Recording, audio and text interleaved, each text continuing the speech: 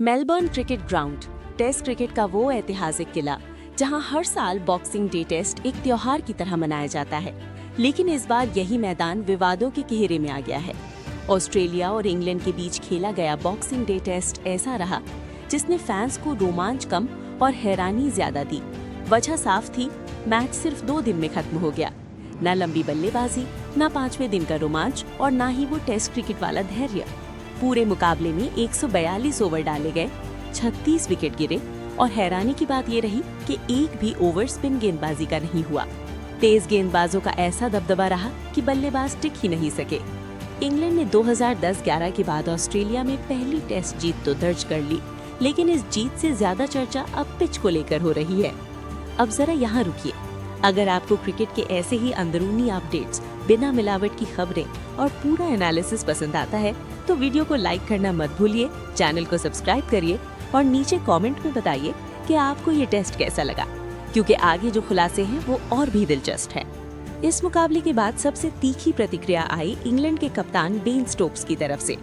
Stokes ने बिना किसी लाग लपेट के साफ कहा कि अगर ऐसी पिच दुनिया के किसी और हिस्से में तैयार की जाती तो उस पर गंभीर सवाल उठते। उनका मानना था कि बॉक्सिंग डे जैसे बड़े टेस्ट मैच का 2 दिन में खत्म हो जाना बिल्कुल भी सही नहीं है।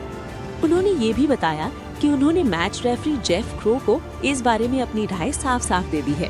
स्टोक्स ने माना कि खिलाड़ी हालात से निपटना जानते हैं, लेकिन टेस्ट क्रिकेट में ऐसा संतुलन नहीं होना चाहिए जहां बल्लेबाजों को खेलने का मौका ही न मिले। वहीं ऑस्ट्रेलिया के कार्यवाहक कप्तान स्टीव स्मिथ ने भी माना कि विकेट उम्मीद से कहीं ज्यादा तेज और सीम मूवमेंट से भरा हुआ था। हालांकि उन्होंने पिच की खुलकर आलोचना नहीं की। स्मिथ का कहना था कि ग्राउंड्समैन के लिए सही संतुलन बनाना हमेशा मुश्किल होता है।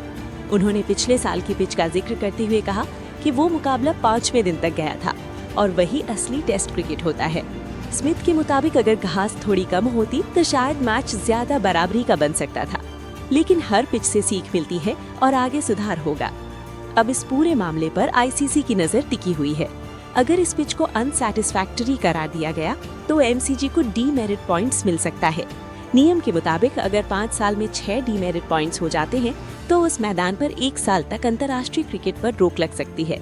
दिलचस्प बात यह है कि इससे पहले पर्थ में खेला गया टेस्ट, जो 3 दिन से पहले खत्म हो गया था, उसे आईसीसी ने वेरी गुड रेटिंग दी थी, जबकि वहाँ भी ज्यादा ओवर नहीं खेले गए थे।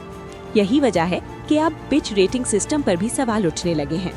इस पूरे मुद्दे पर क्रिकेट ऑस्ट्रेलिया के सीईओ टॉड ग्रीनबर्ग ने भी खुलकर बात की।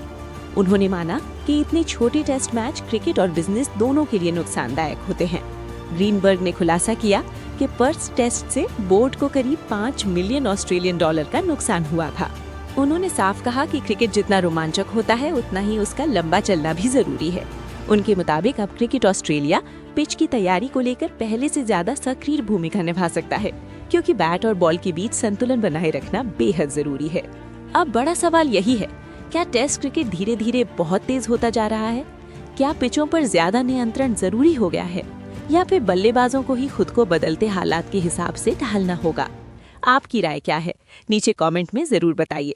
और अगर आपको ऐसी ही दमदार, मसालेदार और पूरी जानकारी वाली क्रिकेट खबरें पसंद है तो वीडियो को लाइक करें, चैनल को सब्सक्राइब करें और इस चर्चा का हिस्सा बने।